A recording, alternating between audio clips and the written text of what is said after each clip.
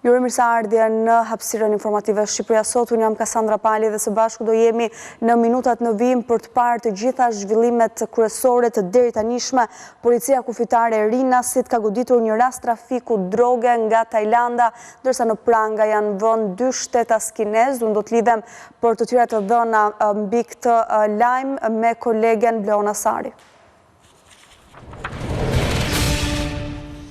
Bleona, të përshëndes, cilat janë të dhënat që ke mundur të mësor se takon arrestimit të 2 shtetasve kinez në Rinas? Të përshëndes Kasandra, po në fakt ashtu rreth edhe ti, Policia kufitare e Rinasit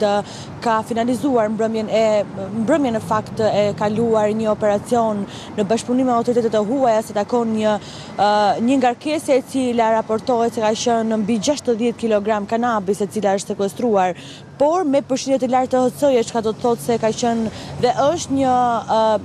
një detaj le temi që tregon që lënda narkotike kanabis nuk është si ajo e zakonshmja, pra është më e fortë dhe ka përqindje më të lartë efektit që jep tek konsumatorët. Nga ana tjetër, 2 shtetas kinez kanë përfunduar në pranga si transportues të kësaj lënde narkotike, të cilët në fakt e kishin sjellë nga Tajlanda, ndërkohë që Emiratët e Bashkuara ishin tranzit, dhe më tej në fakt ka pasur një konfuzion se takon operacionit i cili ka disa ditë që po ndiqet le temi nga autoritetet e huaja, fillimisht ato tajlandezet, për shkak se nuk dihej fiks destinacioni ku do të dërgohej kjo lëndë narkotike. Me gjurmimin e 2 shtetasve kinez, të cilët kanë arritur dhe kanë përfunduar në Rinas, menjëherë janë sinjalizuar autoritetet shqiptare, të cilat patjetër kanë qenë në bashkëpunim dhe ka qenë policia e Rinasit ajo e cila edhe gjatë skanerit në fakt, fotot të cilat ABC News ka mundur që të siguroj, duke që gjatë kontrollit të impliciitshëm në skaner është janë vënë re dhe qeset ku ishte paketuar lënda narkotike për të paktën 120 copë, ndërkohë që menjëherë 2 shtetas kinez janë arrestuar, lënda narkotike është dërguar pranë sektorit antidrogës në Tiranë, ku janë kaluar dhe materialet për të tjera hetime, sepse dyshohet që ka të tjerë persona të përfshirë. Nga informacionet që ne kemi mundur të sigurojmë, dyshohet që kjo është ngarkesa më e madhe në fakt që ky grup i cili merret me trafikimin e lëndëve narkotike kryesisht nga Tajlanda ka bërë në këto përmasa, pra 61 kg, por dyshohet që të tjera mund të jenë kaluar apo mund të jenë trafikuar në sasi më të vogla, le të themi. Ky fenomen se takon lëndës narkotike me posta, po këtyre në pikat kufitare, në fakt, Kasandra, duke sa më shumë goditet aq më shumë edhe gjen rrugë dhe zgjidhje të reja për të trafikuar, por policia thotë se i ka në gjurmim dhe gjithashtu ka pasur goditet e her pas hershme, ashtu siç u finalizua dhe operacioni i mbrëmshëm. Bleona Sari, faleminderit për raportimin e drejt për drejt për gjitha të dhënat që ndave. Do ndalemi në fakt tek një tjetër arrestim në Durrës, një 19 vjeçar i cili shpërndante lëndë narkotike në doza në zona të ndryshme të qytetit është vënë në pranga. Gjatë kontrollit të kryer, uniformat blu kanë sekuestruar një sasi lëndë narkotike si provë materiale. Bazuar në informacionet e siguruara në rrugë operative, është bërë i mundur lokalizimi, kapja dhe arrestimi 19 vjeçarit banues në lagje numër 13 të Durrësit. Është ky njoftimi zyrtar edhe nga policia e këtij qyteti sa i takon arrestimit të 19 vjeçarit. Mirë, do ndalemi tani tek një zhvillim i minutës së fundit në apeli i posaçëm ka lënë në burg vrasësin e Klevis Leshit. Unë do të lidhem direkt nga prokuroria e posaçme me kolegun Ervin Leka.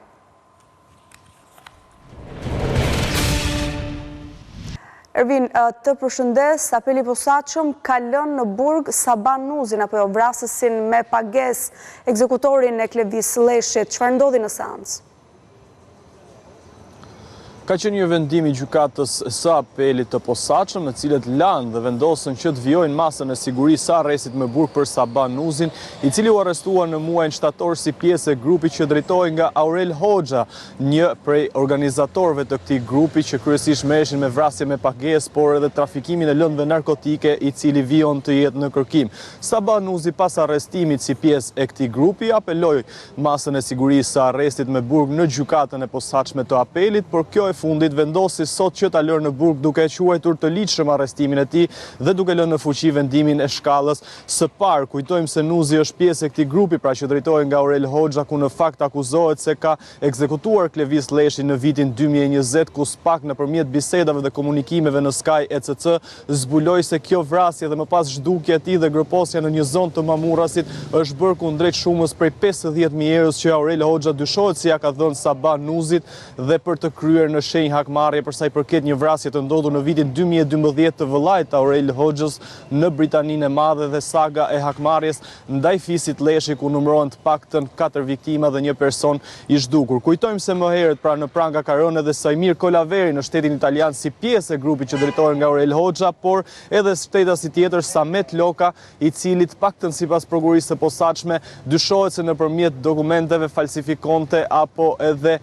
persona të tjerë që e ndihmonin për sa i përket pastrimit të parave të Aurel Hoxhës, që kryesisht ky fundit parat i kishte të fituara nga trafiku i lëndëve narkotike që vinin nga Amerika Latine dhe më pas në drejtim të Bashkimit Evropian. Disa kohë më parë Aurel Hoxhës, pra prokuria e posaçme, i ka sekuestruar edhe disa pasuri me në vlerë totale prej 5 milion euro, ku konkretisht janë subjekte tretare, janë 7 apartamente, janë 6 biznese të tjera, por edhe 32 makina, ku ndër më të shtrenjtat janë ato një Rolls Royce, por edhe një Lamborghini Urus që kapin vlerën e qindra mijëra eurove, pra janë rreth 5 milion euro që këtij grupi që drejtohet nga Aurel Hoxha dhe dyshohet se kjo pasuri i përkiste Aurel Hoxhës, konkretisht edhe nëpërmjet personave të tjerë që lidheshin me të, pra me një vlerë 5 milion euro dhe janë sekuestruar nga SPAK. Ndërkohë, siç e theksuam, Sabah Nuzi tashmë do të vijojë në masën e arrestit në burg dhe pritet pra që të gjykohet në gjykatën e posaçme për vrasjen e Klevis Leshit për një shumë prej 50.000 eurosh në shenjë hakmarrje.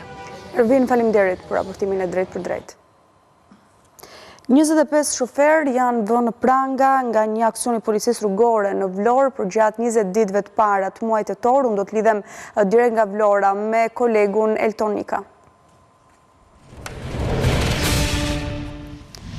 Elton, të përshëndes, policia rrugore e Vlorës ka ndërmarrë një aksion. Çfarë ka në fokus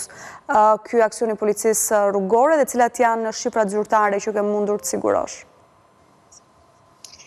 Në fakt, shifrat zyrtare i përkojnë datave nga 1 deri në datën 20 tetor, në aksion që policia kontrole ka ushtruar në gjitha rrugët e qytetit të Vlorës për automjete të cilat lëvizin pa leje qarkullimi, me mungesë dokumentacioni, automjete të cilat drejtohen nga drejtues në gjendje të dehur apo dhe problematika të tjera, që janë apo dhe xhamat e zi të vendosura apo dhe problematika të tjera pikërisht me shkeljen e rregullave të qarkullimit rrugor. Gjatë kësaj periudhe, 25 persona janë arrestuar ose proceduar penalisht, pra janë 25 persona nga të cilët 14 janë arrestuar dhe 11 të tjerë janë proceduar penalisht, ndërkohë që në total janë vendosur 5.500 masa administrative që kanë të bëjnë pikërisht me ato që të cilat ato përmenda edhe pak më lart. Pra, për dokumentacion për katës, mund të kenë qenë pa leje qarkullimi, mund të kenë qenë pa patent apo me drejtim automjeti në gjendje të dehur, dhe kjo është një problematika më të mëdha dhe një nga arsyet kryesore në cilat policia e Vlorës ushtron kontrollet kryesisht gjatë orëve të natës, por dhe kryesisht gjatë orëve të fundjavës. Nga 25 persona janë proceduar për janë nga policia e Vlorës, pjesa më e madhe e tyre janë pikërisht persona të cilët drejtohen automjetin në gjendje të dehur, dhe kjo ka bërë që një pjesë e tyre të përdorin edhe në prangat e policisë, janë kapur nga policisë rrugore kryesisht në zonat të cilat janë me risk të lartë, pra në zonat të cilat janë të populluara, dhe që flasim këtu për zonën e Lungomare apo edhe zonat të tjera në brendësi të qytetit të Vlorës. Të paktën nga ajo që kemi marrë informacion nga policia rrugore, aksionet të tilla do të vijojnë dhe do të intensifikohen edhe në vijim, kryesisht duke u ndalur gjatë ditëve të fundjavës, aty ku vren edhe problematikat më të mëdha me drejtuesit e automjeteve. Elton, faleminderit për raportimin e drejt për drejt. Faleminderit juve.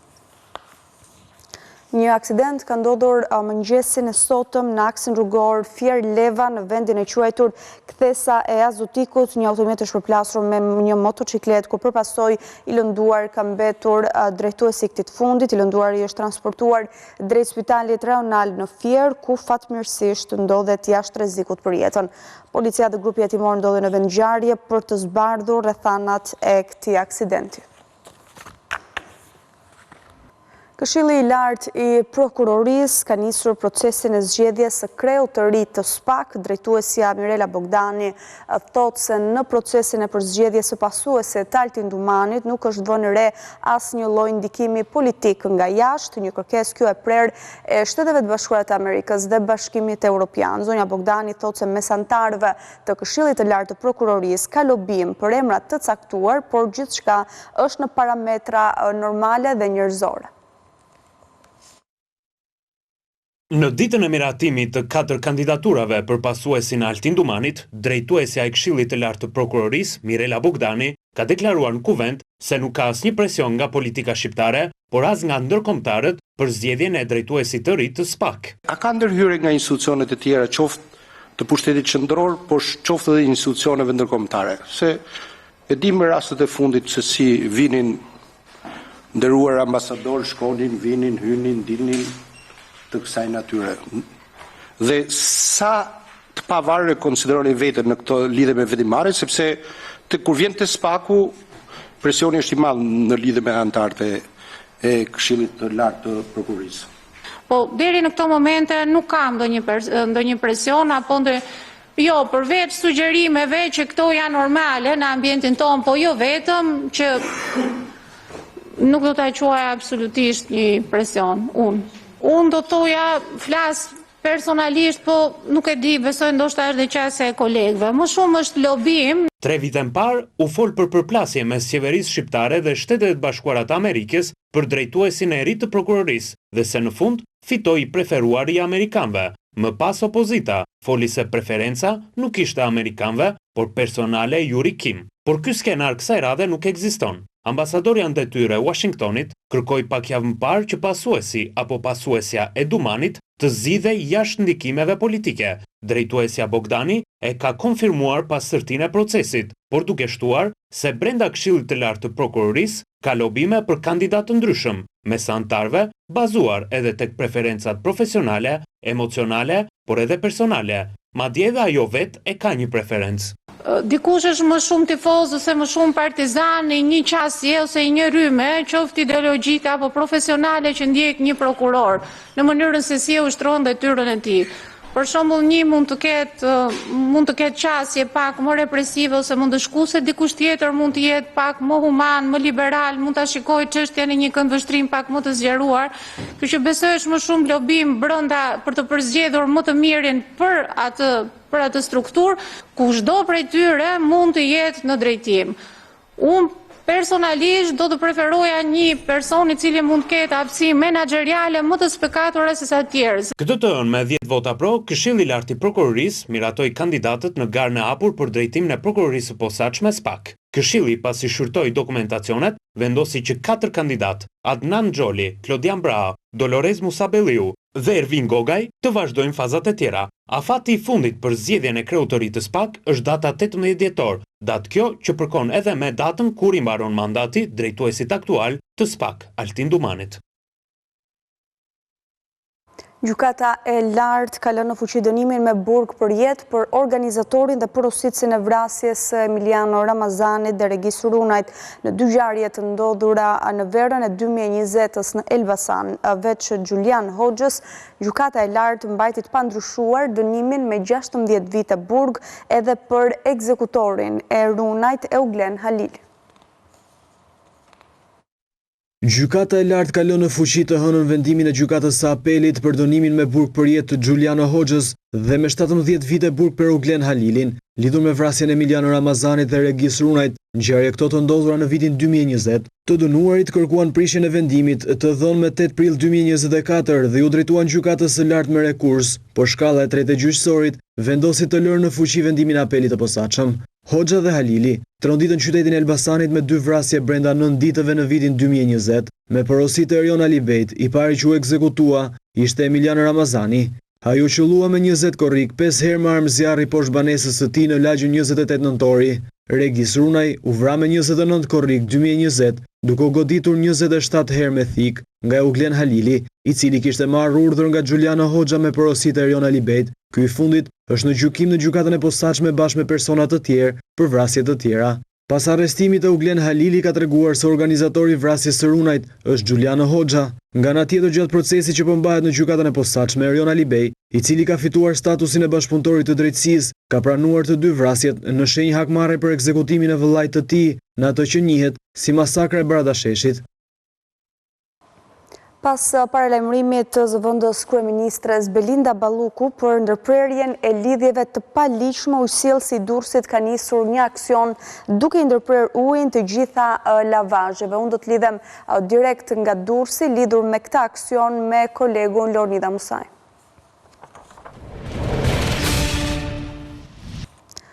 Leonida, të përshëndes, është një aksion fakti paralajmëruar edhe më herët, apo jo, sa i takon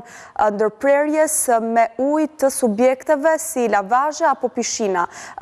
Kur ka nisur aksionin në qytetin e Durrësit dhe çfarë thonë autoritetet? Po, përshëndetje Kassandra, në fakt është një zbatim VKM-je ku shoqëria rajonale e ujësjelljes së kanalizimeve Durrës ka nisur një aksion me anë të task force-së së saj, pothuajse në 5 qytete të vendit, në Durrës, Kavaj, Shijak, Kruj dhe Rokozhin, ku në total janë evidentuar rreth 300 subjekte të cilat shërbenin si lavazh, të cilave ju është ndërprer ujë i pishëm me të cilin ata ushtrojnë aktivitetin e tyre. Kjo është një VKM e cila tashmë po zbatohet edhe në terren,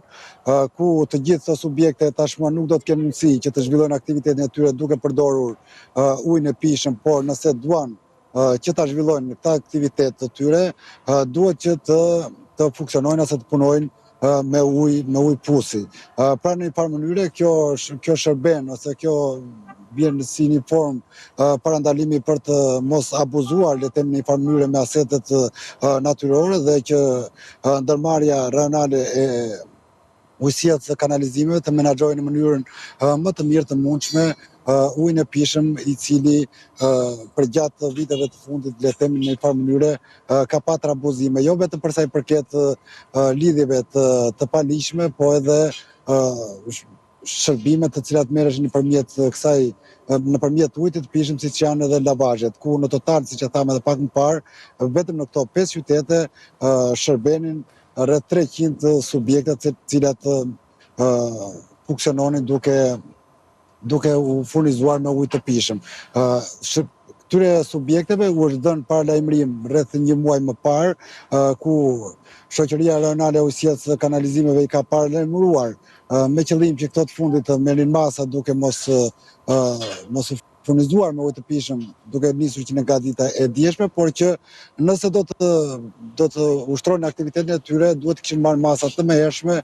duke hapur puse dhe të ushtrojnë aktivitetin e tyre me anë të puseve të tyre në një farë mënyre. Për më tepër ne kemi shkputur dhe një intervistë me anë të shefit të task force-s, Julian Beshiri, i cili për më tepër ka vënë theksin tek menaxhimi i ujit të pishëm dhe duke u dhënë urdhër këtyre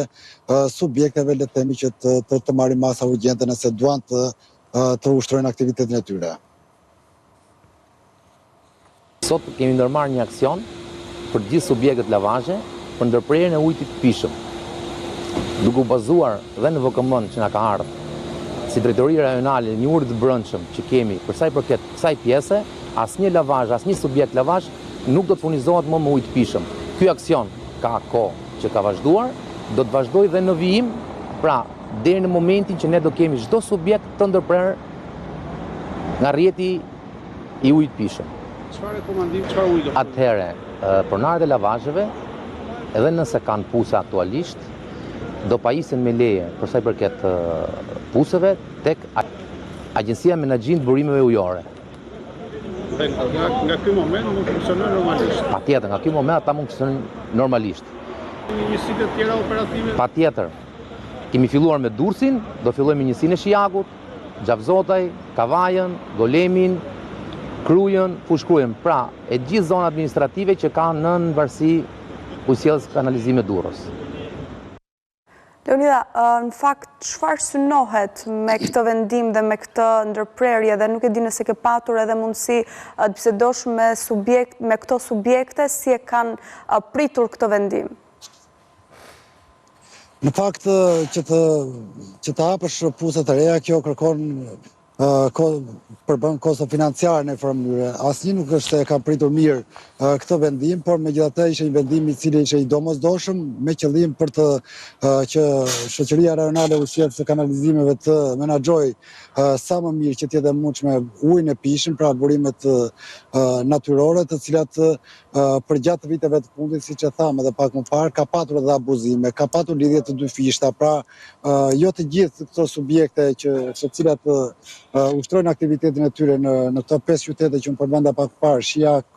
Kavaj, Rokozhin, Kruj dhe Durrës, pra tashmë shoqëria rajonale e ujësisë së kanalizimeve ka një zonë të caktuar dhe nuk menaxhon vetëm qytetin e Durrësit dhe qytetin e Shijakut, ka patur le të themi lidhje të paligjshme, ka patur abuzime me ujin e pishëm nga këto subjekte. Pra në një farë mënyrë kjo bën që ndërmarrja e ujësisë së kanalizimeve ta menaxhojë sa më mirë ujin e pishëm, i cili për hir të së vërtetës, sidomos në muajt e verës, pasi kemi të bëjmë me disa prej qyteteve që kjo kanë në menaxhimin e saj, që të jenë qytete bregdetare, qytete turistike, ku përgjatë muajve të verës popullsia 4 apo 5 fishohet dhe kërkesa për ujë të pishëm është më lartë, pra në një farë mënyrë është parë e udhës që uji i pishëm mos të mungojë në asnjë subjekt turistik, le të themi, apo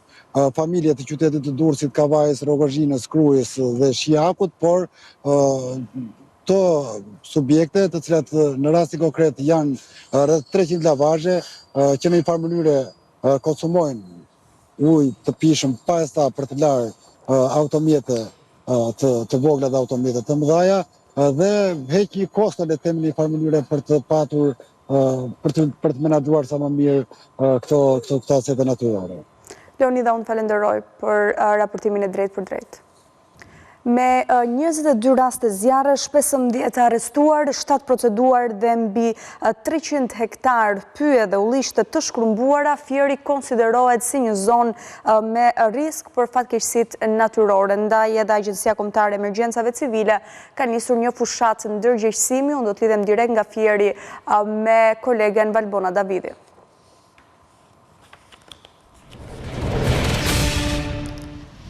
Valbona, të përshëndes, sikundër edhe përmonda pak qaste më parë të gjitha shifrat zyrtare që ti ke mundur të sigurosh sa i takon zjarreve që kanë përfshirë Fierin, është konsideruar një zonë me risk dhe rrezikuar ndaj fatkeqësive natyrore, dhe çfarë synon kjo fushat nga emergjencat civile në Fier?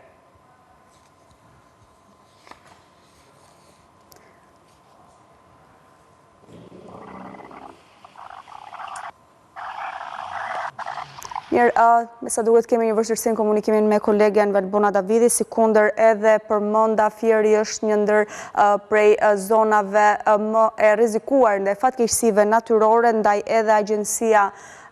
Kombëtare e Emergjencave Civile ka nisur një fushat ndërgjegjësimi sa i takon edukimit të qytetarëve dhe se si ato të reagojnë në rast fatkeqësive natyrore. Kam kolegen Valbona Davidi sërish, po Valbona.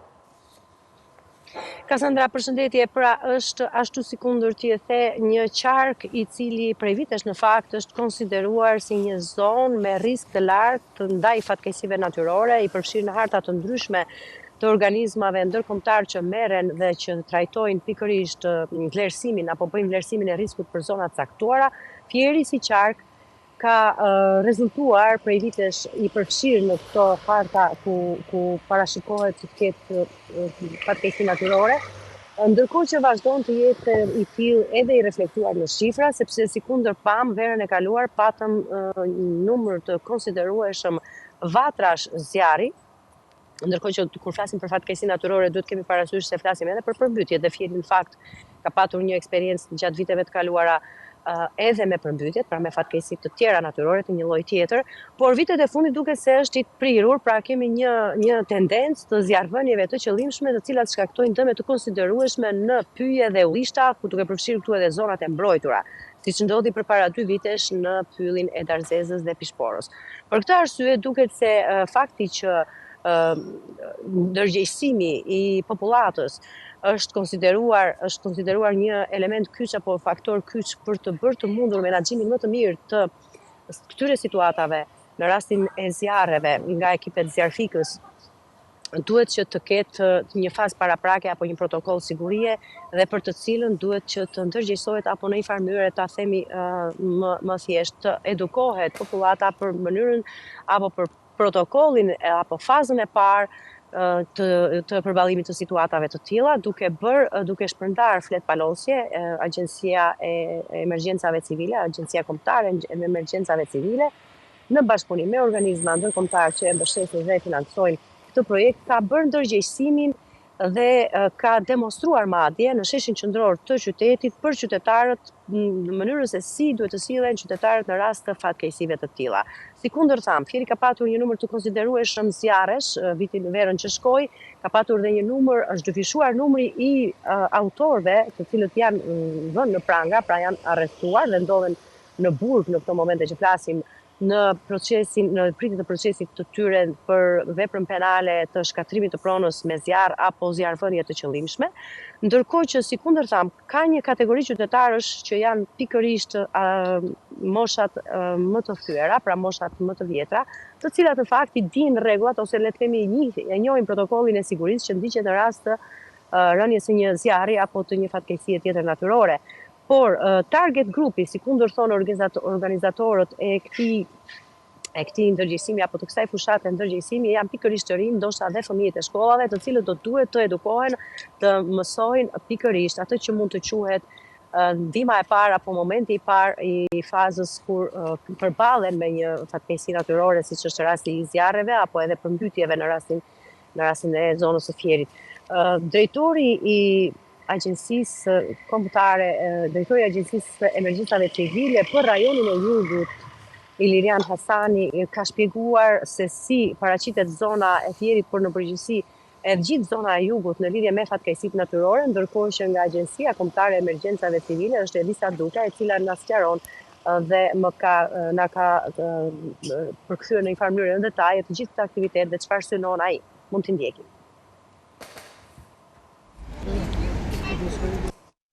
Përmjet kësaj fushate ne synojmë që të rrisim ndërgjegjësimin dhe sensibilizimin përmes informimit mbi rreziqet kryesore që kërcënojnë Shqipërinë, mbi mënyrat e parandalimit dhe reagimin e duhur në kohë reale ndaj situatave emergjente. Atëherë këto janë aktivitetet që organizon Agjencia Kombëtare e Mbrojtjes Civile në bashkëpunim me UNDP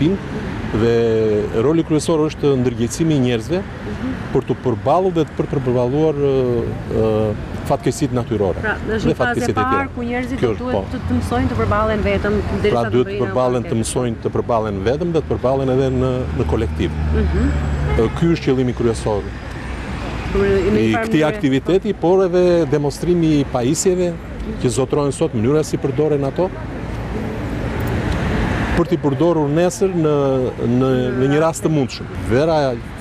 që kaluam ishte nga vera ndoshta më të nxehta dhe me aktivitete zjarresh nga më të mëdha që kanë ndodhur. Këtu nuk bën përjashtim as qarku i Fierit, i cili pati disa vatra zjarri të mëdha me dëme të konsiderueshme në ullinj, ndoshta dhe tek baktit, por fati madh që nuk pati dëme në banesa dhe në njerëz, kryesorja në njerëz, nuk pati. Pjesë e tjera po. Po kështu, akoma dhe me rrezikshme u bë situata në jug, në Finik, në Delvin, të cilat siç e keni ndjekur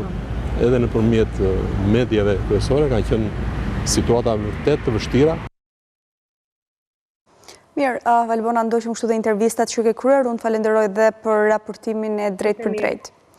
Do të shkojmë në një shkëputje fare të shkurtër, do rikthehemi sërish me Shqipëria Sot. Ishte gjithçka përgatitur për Shqipëria Sot, të tjera zhvillime mund të ndiqni në faqen zyrtare abc.news.al, ABC News mund të ndiqni edhe në radio në frekuencën 105 FM. Unë ju falenderoj për vëmendjen tuaj, bashkë ndajemi këtu.